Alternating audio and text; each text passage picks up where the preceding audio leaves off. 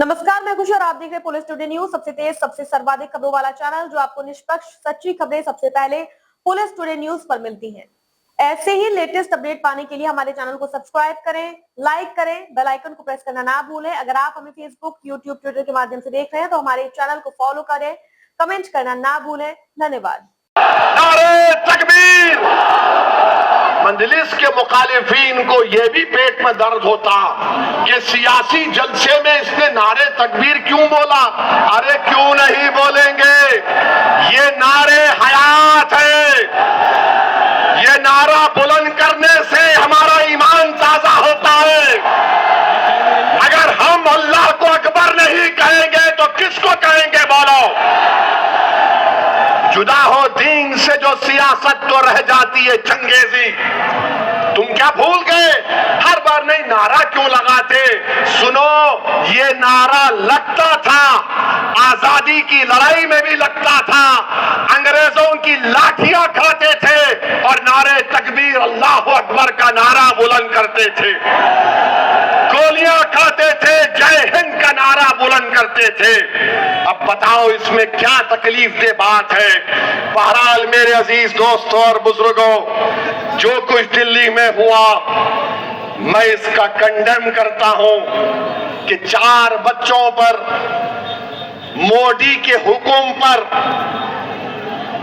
Pellet gun चलाई गई, जिसमें एक बच्चे का नाम शेख इरशाद मंसूरी भी था, जो जबलपुर मध्य प्रदेश का, जिसने बीएससी और एमबीए की तालीम हासिल की। उस पर पेलेट गन की गोलियां चलाई गई 12 बोर। और वो उस बच्चे से मुलाकात केंद्र के मंत्री नड्डा साहब जाकर मिले। उस शेख इरशाद मंसूरी से जब नड्डा साहब ने पूछा कि तुम वहां क्यों गए थे, तुम वहां क्यों गए थे, तुम यहां पर क्यों आए, लोग पूछेंगे तुमको।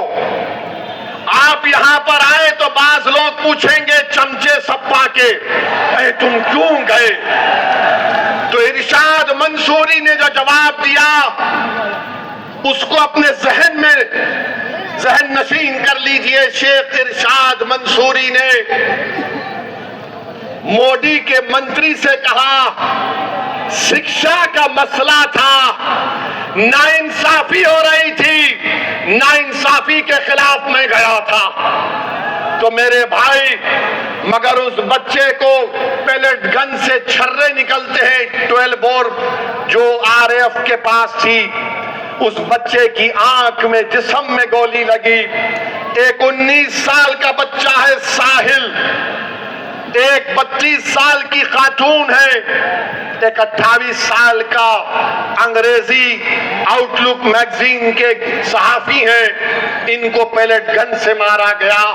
मेरे अजीज दोस्तों और बुजुर्गों, हम हुकूमत से मुतालबा करते हैं कि जिसने आर्डर दिया पेलेट गन चलाने का, उसके खिलाफ एक्शन लेना चाहिए। मगर मेरे भाई, क्या आप जानते हैं कि 2016 और 2019 तक कश्मीर में यही पेलेट गन से 140 लोगों को गोली चलाई गई। पेलेट गन से 140 अंधे हो गए, नाबीना हो गए। 140, 14,000 लोगों पर कश्मीर में आंख में गोली लगी। अब आप बताइए, उसमें 19 महीने की बेटी थी हमारी, उसका नाम हिबा था। यहां 4 को मारा गया। हम मजम्मत करते हैं, कश्मीर में 140 लोग नाबीना हो गए, हम उसकी भी मजम्मत करते हैं। बच्चों पर, बच्चियों पर लाठियां बरसाई गई,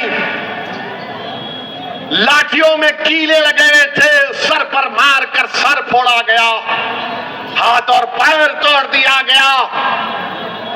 हम उनको भी मजम्मत करते हैं, उनसे इज़हार हमदर्दी करते हैं। मगर जब हम पुकार पुकार कर कह रहे थे कि CAA के कानून के खिलाफ, जब जामे मिलिया यूनिवर्सिटी में घुसकर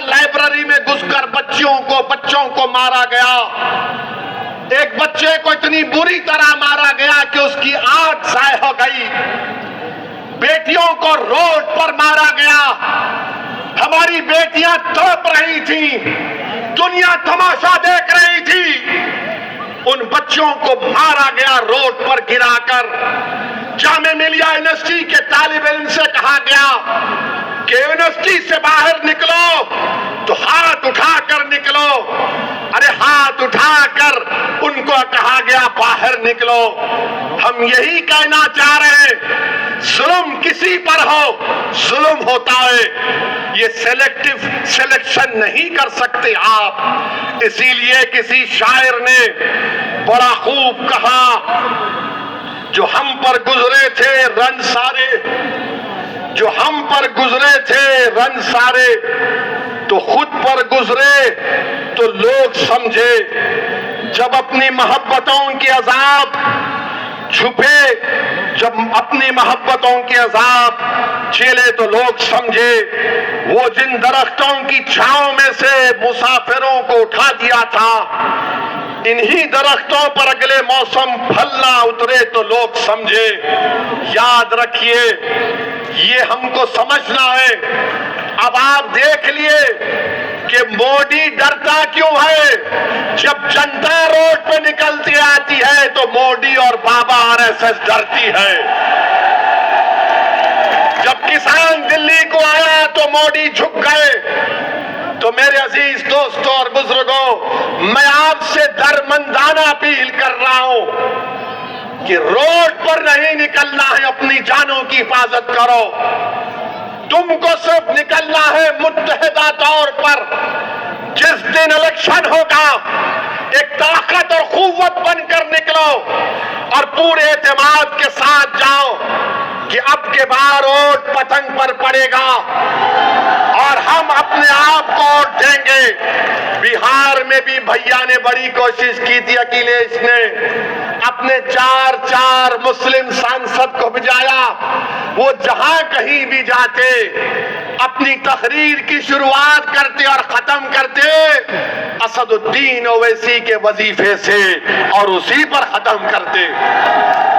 इतनी गालियां, इतना झूठ बका गया, मगर लाखों सलाम बिहार और खास तौर से सीमांचल की जनता को। आप आरएलडी छोड़ के एमआईएम में ज्वाइन हुए हैं और आरएलडी इस वक्त सत्ता में है, एनडीए अलायंस का हिस्सा है, फिर भी एनडीए का जो दल है घटक है उसको छोड़ के एमआईएम में शामिल हुए, क्या कहना चाहेंगे? मेरा एनडीए के बारे में और जो लोकदल के बारे में ये है कि ये लोग हक और अधिकार की जो लड़ाई है, जो लड़नी चाहिए, वो लोग सत्ता में रहते हुए ये लोग नहीं लड़ पा रहे हैं। और जो अधिकार जो मिलना चाहिए आम जनता को, इंसाफ जो मिलना चाहिए, वो इंसाफ ये लोग नहीं। इसलिए मैंने जो है आज आरएलडी छोड़कर बैरिस्टर यूसुफुद्दीन ओवैसी साहब के और हमारे प्रदेश अध्यक्ष जनाब शौकत साहब की मौजूदगी में आज जो है एआईएम ज्वाइन की है। और इंशाअल्लाह मैं जो है तन मन धन से एआईएम के साथ रहूँगा और अपने जो भी भाई हैं, जो भी अपने मुसलमान हैं, दलित हैं, पिछड़ा है, सबके लिए आवाज़ उठाने का काम करूँगा। आपको नहीं लगता कि आरएलडी चौधरी चरण सिंह जी के सिद्धांतों से भटक गई है? बिल्कुल भटक गई है, इसमें कोई दो राय नहीं है। जो किसान की, मजदूर की बात करने वाली पार्टी है, अब वो लोग चुप बैठे हुए हैं के लिए। एहतेशाम मंसूरी साहब, हमारे बहुत बहुत स्वागत है। जैसा देखा गया कि मुरादाबाद की इस सरजमीन पे आपके जो अध्यक्ष हैं, राष्ट्रीय अध्यक्ष बैरिस्टर असदुद्दीन ओवैसी साहब आए थे आज, और आप भी काफ़ी दिनों से लगे हुए थे। आज जो है यहाँ की सरजमीन पर ओवैसी साहब एक जज्बा जगा के गए हैं यहाँ की जनता के लिए, क्या कहना चाहेंगे इस मौके पर? देखिए, आप सब लोगों का बहुत बहुत शुक्रिया, क्योंकि इतनी गर्मी में, ऐसे बारिश के मौसम में, क्योंकि सब मिक्सर मौसम है तो बहुत हसीन मौसम भी रहा, तो आप लोग आए, आप लोगों ने कवर किया, आप लोगों का शुक्रिया। और बैरिस्टर असदुद्दीन साहब जो हैं वो आज यहाँ आने का मकसद जो था उनका, देखिए आप समझिए, लाइट बंद थी, सब कुछ बंद था, लेकिन आवाम की मकबूलियत देख रहे हैं आप। हम बहुत आगे जा चुके हैं, हम देखिए आगे इतना जा चुके हैं कि मेरी जो राइट साइड में खड़े हैं ये कैराना से आए हैं और उन्होंने अभी पार्टी ज्वाइन करी है आरएलडी छोड़ के, मतलब सत्ताधारी पार्टी छोड़कर कोई और मजलिस इत्तेहादुल मुस्लिमीन और बैरिस्टर असदुद्दीन ओवैसी साहब और जनाब शौकत अली साहब के हाथों को मजबूत करने के लिए हमारे साथ खड़े हैं, तो हम बहुत आगे बढ़ चुके हैं। क्योंकि आप यूथ के प्रदेश अध्यक्ष हैं और आप जैसे हमने देखा था कि आप मुरादाबाद की रैली के लिए बहुत ज़्यादा मेहनत कर रहे थे और आप पार्टी को दिन पे दिन मजबूत भी कर रहे हैं। देखिए ऐसा है, आपका ये कहना गलत होगा कि मैंने इसमें मेहनत की है। मेरी यूथ की टीम ने मेहनत की है और मुरादाबाद का जितना जिला संगठन है, जिला अध्यक्ष से लेकर नीचे तक, और हमारे महानगर अध्यक्ष जो हैं उन्होंने बेइंतहा मेहनत की है, रातों दिन मेहनत की है। हम पिछले 14 दिन से सिर्फ 4 घंटे सोए हैं। हमारे संगठन मंत्री उत्तर प्रदेश के जनाब इकबाल साहब 22 दिन से यहाँ स्टे किए हुए हैं इस प्रोग्राम के लिए, क्योंकि हम जानते हैं कि मुरादाबाद, रामपुर और संभल और अमरोहा और बिजनौर, ये जो इस मंडल में समाजवादी का मंडल बनने का काम करेगा, और ये हम बताते हैं। आपको नहीं लगता कि समाजवादी में आप सेंध लगा पाएंगे? समाजवादी का वोट जो है वो समाजवादी का है। नहीं, आप गलत कह रहे हैं। समाजवादी पिछले कई सालों से, मतलब 20-30 सालों से हमारे वोट में सेंध लगा रही थी और हमारे लोगों के पास विकल्प नहीं था। अब बैल जो है विकल्प के रूप में एक बेहतर आए हैं जो कि अगर संविधान के दायरे में की जाए तो बैरिस्टर असदुल्ला साहब से काबिल कोई नहीं है। ये मैं जो है वो क्या जो हमसे हमने देखा था कि आप के जो राष्ट्रीय अध्यक्ष थे उनको जंतर मंतर से इनविटेशन आया था, क्योंकि सीजीपी के जो फाउंडर थे उन्होंने वहाँ से लेटर लिखा था कि बैरिस्टर असदुद्दीन ओवैसी साहब को जंतर मंतर आना चाहिए। देखिए एक बात समझिए, जंतर मंतर में जो प्रोटेस्ट चल रहा है वो युवाओं का है, वो किसी पार्टी का नहीं है। जैसे ही कोई पार्टी इन्वॉल्व होगी तो वो हो जाएगा और फिर बीजेपी को जो है पूरा मिल जाएगा मौका युवाओं को मारने का। इसलिए जो है वो एक उनकी रही है और वो सियासत को बहुत दूरंदेशी से जानते हैं और सियासत किस ज्यादा बेहतर। आपकी पार्टी का तीसरा मोर्चा बनाने को तैयार है? देखिए की बात अभी हमारी नहीं चल रही है, हमारी एक गठबंधन की बात चल रही है, लेकिन बैरिस्टर से नहीं ये बात कह रहे हैं कि मैं तैयार हूं। अगर आप हाथ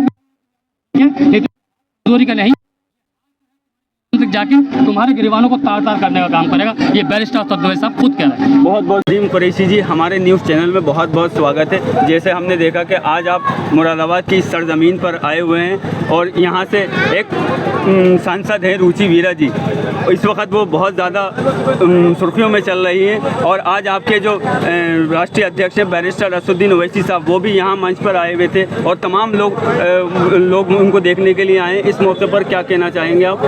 देखिए सबसे पहली बात तो आपने बात कही कि रुचि वीरा जी बहुत ज़्यादा फेमस चल रही हैं। मैं ये कहूँगा कि हमारे सदर बैरिस्टर असदुद्दीन ओवैसी साहब के सामने कोई भी चल ही नहीं सकता। हमारे बैरिस्टर असदुद्दीन ओवैसी साहब माशाल्लाह वो सांसद हैं, वो कायद हैं कि उन जैसा दूसरा कोई कायद हिंदुस्तान में ना है ना होगा, क्योंकि उनको सांसद रत्न प्राप्त है। आज मुरादाबाद की सरजमी से बैरिस्टर असदुद्दीन ओवैसी साहब ने समाजवादी पार्टी की धज्जियां उड़ाने का काम किया है।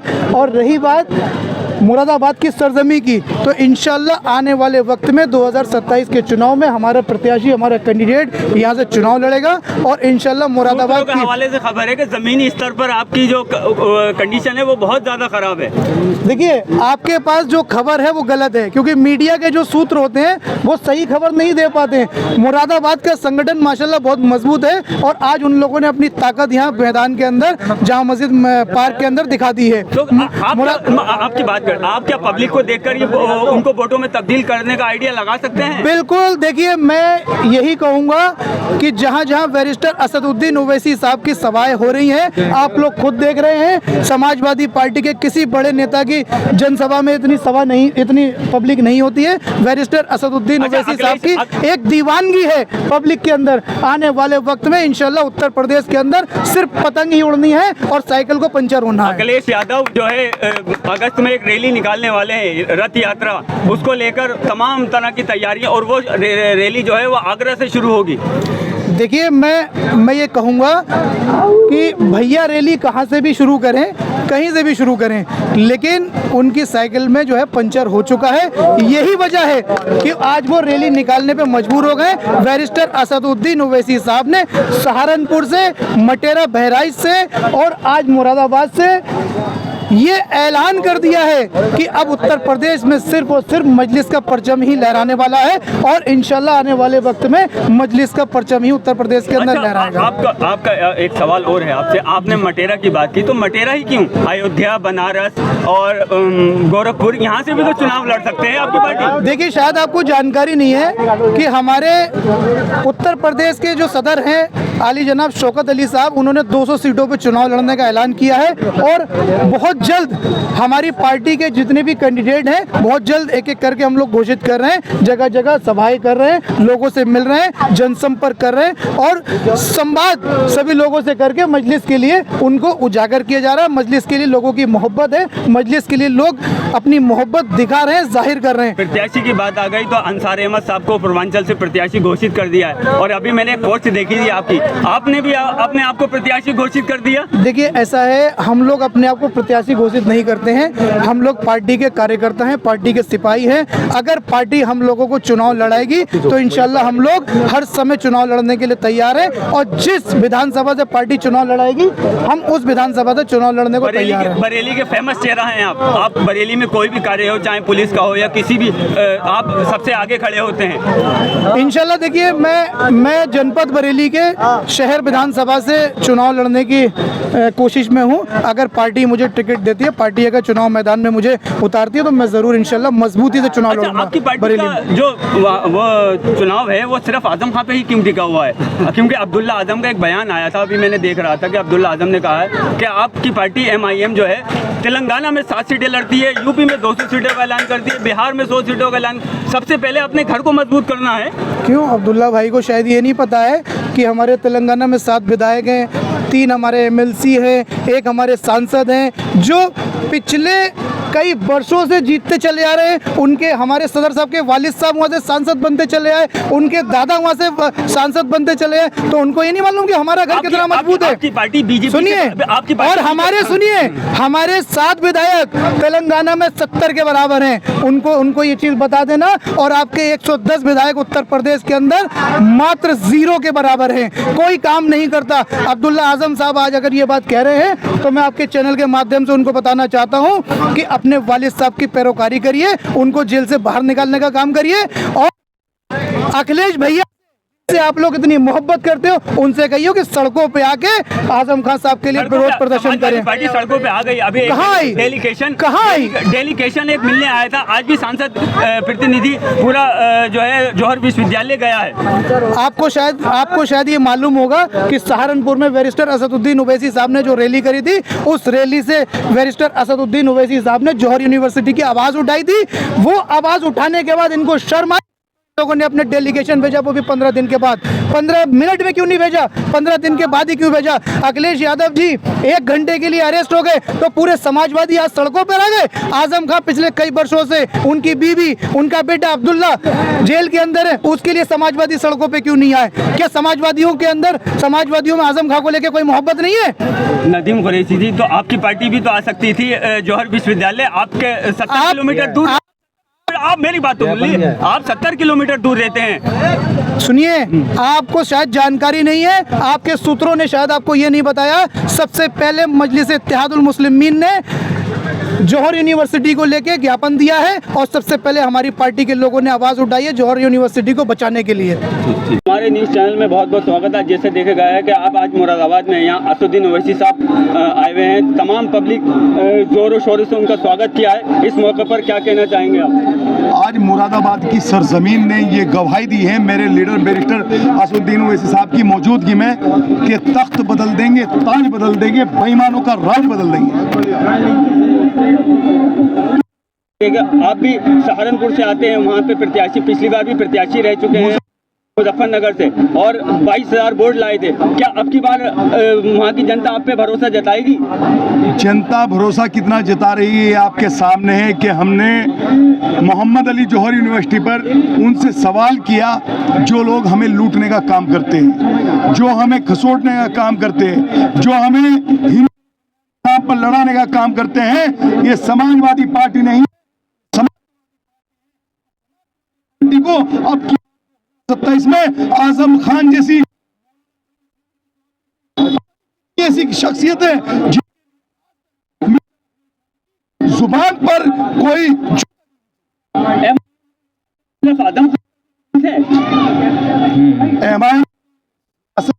तक नहीं, हर उस इंसानियत के लिए खड़ी दबाना चाहिए और को भेजने का काम विधान आप सारे काम मोहम्मद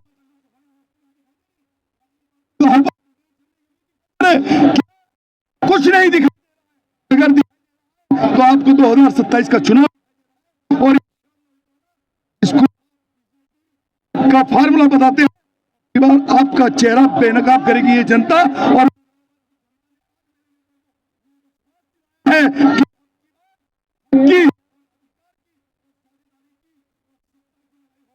ना कि किसी को हराने की या जिताने की लड़ाई नहीं होगी। आप जंतर मंतर जाने वाले थे मगर प्रशासन ने आपको आपके घर से लगाया।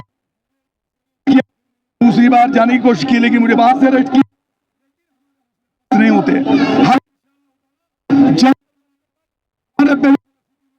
आपने देखा होगा वहां पर आवाज उठाई है लोकसभा के अंदर, आप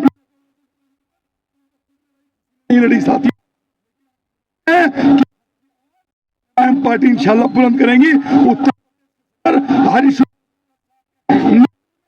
2027 में आना रहा है इंशाल्लाह। 2027 में जो है MIM कितनी सीटों पर चुनाव लड़ेंगे?